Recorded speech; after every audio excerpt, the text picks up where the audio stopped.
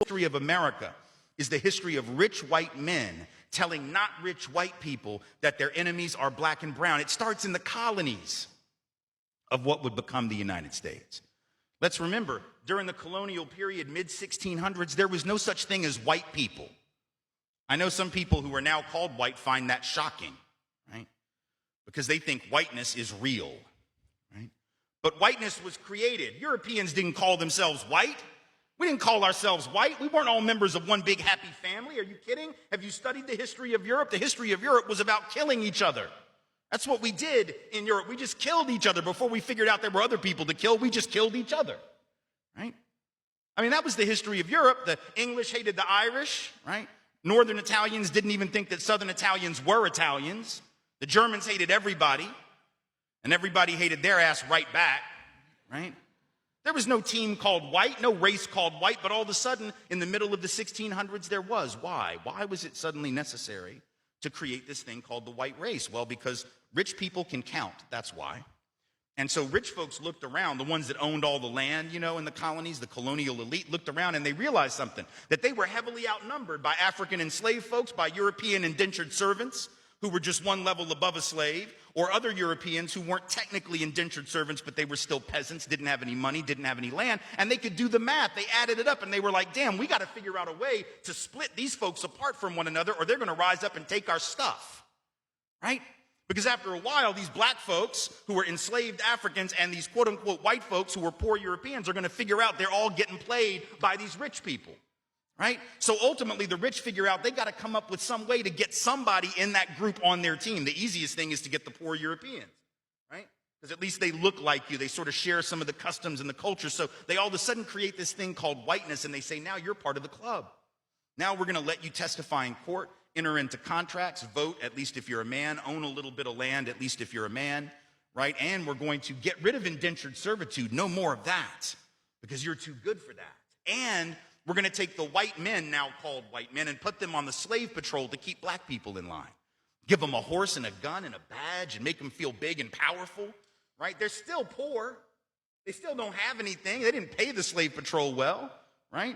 Just exploited them, used them as a buffer between the elite and the other poor folks, particularly poor folks of color. And pretty soon, the rebellions that occasionally happened where black and white got together to overthrow the elite, those stopped. Because the divide and conquer had begun to work, right? You could turn people against each other by telling those poor white folks, they got to keep these black people in line. And so that divide and conquer gets initiated in the colonies. Rich white men telling not rich white people that their enemies are black and brown. Fast forward to the Civil War era. And you have, I'm from the South, right? My people, the elite in my part of the country, right, actually announced that the reason they wanted to break away from the Union and possibly go to war with their brothers and sisters to the north was in order to maintain slavery and white supremacy. They said that at the time. We lie about it now. And we say it had nothing to do with that. But of course, at the time, they didn't have any shame about it, so they just said it openly, right? The vice president of the Confederacy, Alexander Stephens, said that the cornerstone of the new government was the great truth that the Negro was not the equal of the white man. So that's the reason the Confederacy was formed and existed. But here's the trick. If I'm rich and I want to go to war to protect my ownership in other human beings, my property, but you're poor and you don't own any enslaved people, why the hell would you go fight to protect my stuff? Because I'm a rich person. I'm not going to fight. Rich people don't go to war, right? Rich people get poor people to go to war for them, whether it's in 1860 or whether it's during the 1960s or whether it's today, right? Rich folks get doctors to write notes for them that say that they have heel spurs, and that's why they can't go to Vietnam. And if you don't know who I'm talking about, you can Google that shit because he's sitting in the White House right now, right? Well, I can't go fight. I have heel spurs. Send some poor kids to do that for me, please, right? So that's been a long-standing tradition. So the rich have to figure out a way to convince the poor to go fight for them. But that's a hard thing. That's like a hard sell, right? Like, how the hell, why would you do that? Why would you go fight to protect my property rights when you don't own anything? The only way you would do it is if that rich person comes to you and says, hey, listen, you gotta go fight because we gotta maintain our way of life, because if these people get free, they're gonna take your jobs. No, fool, they already got your job. That's how it works, right? Because if I'm white and I gotta charge you $1 a day to work on the farm, but you can get a black person to do it for nothing because you own them, Guess who got the job? Free got the job, right? So in a sense, poor white folks would have been better off joining with black folks to overthrow the slave system. That would have raised the wage floor of all working people. But they got tricked by rich white men telling them that their enemies were black and brown. Fast forward to the 1930s. And you have white labor leaders. They're not even the elite, right? The labor leaders are not the elite, but they're the elite within the labor movement. And even they had fallen for it at this point. So they didn't want to integrate their unions. And they would say things like, well, we can't have black people and Mexicans and Chinese folks in our unions because if we do that, it's going to reduce the professionalism of our craft. We have to maintain the integrity of our profession. No, fool, you need more people in the damn union is what you need. And if you don't let those folks in, guess what happens when you go out on strike? Who is the boss going to use to replace you? They're going to replace you with the very same black and brown folks that you didn't want to work next to, right? And so at the end of and then you're going to blame them for taking your job rather than the white rich dude for giving it to them, right? Divide and conquer, telling not rich white folks that their enemies are black and brown. And now we fast forward to the president. We got the president of the United States becoming president on the basis of that same rhetoric, telling not rich white folks that the reason they don't have a job is because Mexicans took them. History. Hello. Welcome back again, brothers and sisters, kings and queens, and from wherever you're watching this from. Now, on today's video, the commentaries are on what is exactly the origin of the racism, and I had to bring this one on board. I was, perusing through the archives, and I came through Tim Whytes' work. And I can tell you that from the very gist that we've already, had a test on, I can tell you that all these aspects of racism and, the look down upon the Africans, irrespective of, all the indignation and the atrocities, rather, that were, done to them, this has always been orchestrated. In other words, it has been put in place to see that the Africans do not rise above the stated and the laid standards. I might not be very clear on that, but again, I don't know what exactly you think on at the end. Do drop me your comment on the comment section. What exactly you think? Could it be that there is a plan, an ulterior motive, an all well planned out structure to see any African not rising above the standards? And that will include, first of all, trying to make this particular black feel like, they're superior, giving them horses and giving them some powers to walk around and deem that they, and even for those who are able men, allowing them maybe to own a piece of land, and that will make them think that they have arrived. And of course, from this particular set of things as they are rolling on, we see there is clearly a move, or not only just a move, but a system that is curtailing any black rising.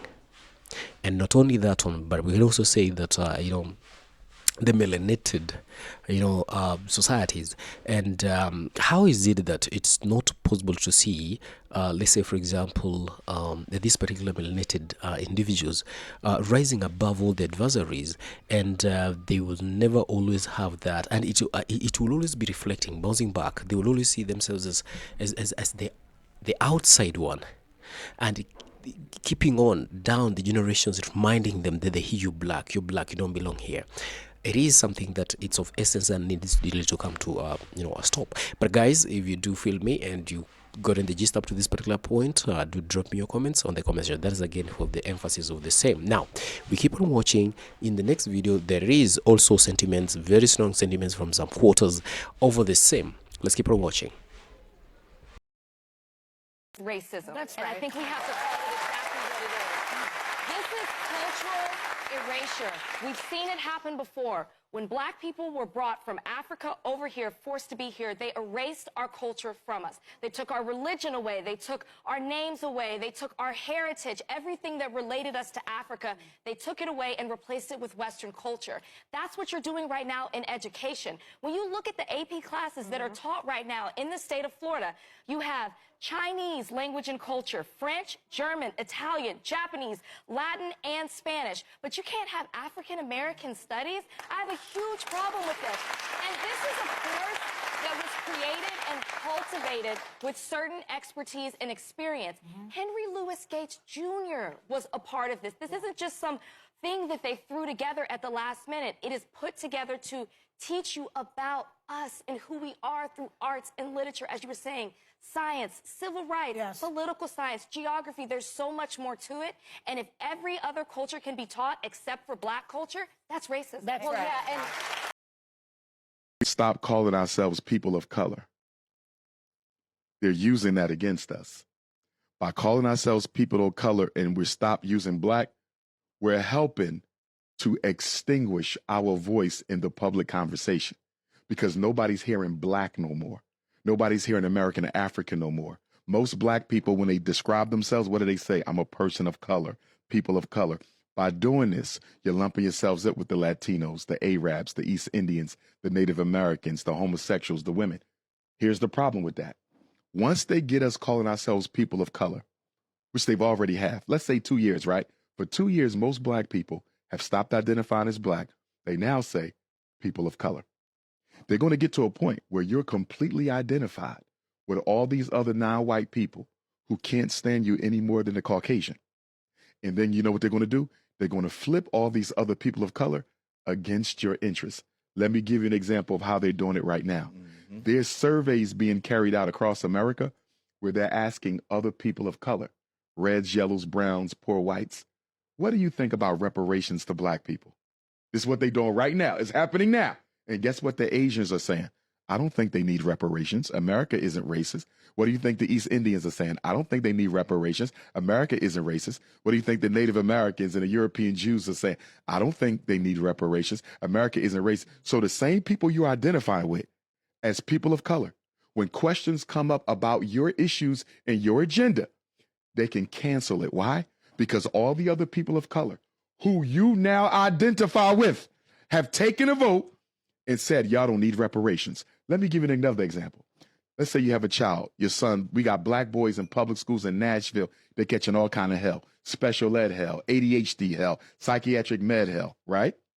You say this school is racist. It's you and 5 other black mothers. This school is racist. You black father, black. This school is racist. Guess what they're going to do? They're going to have a meeting of parents of color. Look at this now. It's a black issue, but you don't call yourself black no more. You've identified with your enemies of other color. They're going to call people of color, and they're going to talk to all the people of color. And they're going to say, do y'all think we are targeting the boys of color? You're not targeting the Arabs. You're not targeting the Latinos. You're not targeting the East Indians. You're targeting black. But because we handcuffed ourselves into this new identity of people of color, whenever they want to suffocate the black voice, all they got to do is ask the other people of color, what do you think about it? And we're done. Stop calling yourself a person of color. Be black. We better stop and change that public narrative back, especially now with the migrant crisis. They're going to suffocate the hell out the black agenda. And we saw such a passionate and compassionate and empathetic, like, race of people that shoe on the other foot. I'm like, hell yeah, give them reparations. Yep. Hell yeah, give them like whatever it is. Yep. Like nobody speaks for us. We keep saying black and brown. When have you heard brown people speak about blacks? They don't. No, they don't. They don't. Black and brown. Every black. Why you can't just say black? Because we have been bullied into feeling uncomfortable, only articulating our own issues.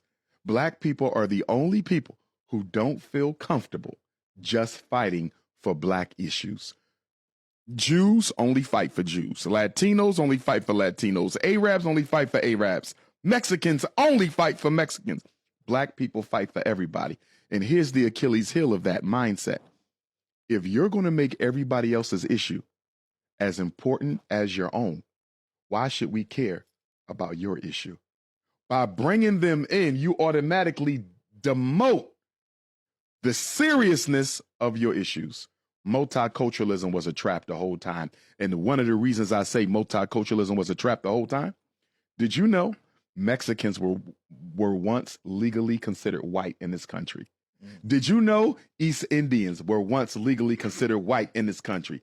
Did you know the Japanese sued in court to be white in this country, but they lost? Did you know Arabs are considered white right now in this country? Look at this. People of color? Harold, how is this a genuine people of color when every group in this people of color group used to be considered white and wish they could again be considered white? So why would you unite with them? They're using our self-hate and our love of outsiders to trap us into a corner where we can't crawl out of. That's dirty. It's a trap, the multicultural trap. We got to go black to all black everything. I've been pushing it. Garvey said it 100 years ago. There's nothing new about it, but black people better wake up to it right now because it's on our front door now. The pride that's associated with being black, like I feel like the brainwashing is ran too deep. It is ran too deep. Yeah. I think it's ran too deep, and everybody said like everybody can't make it. Like, you know what I mean? You ain't taking everybody. You ain't taking everybody. And if you try to, you're gonna fail. Yeah.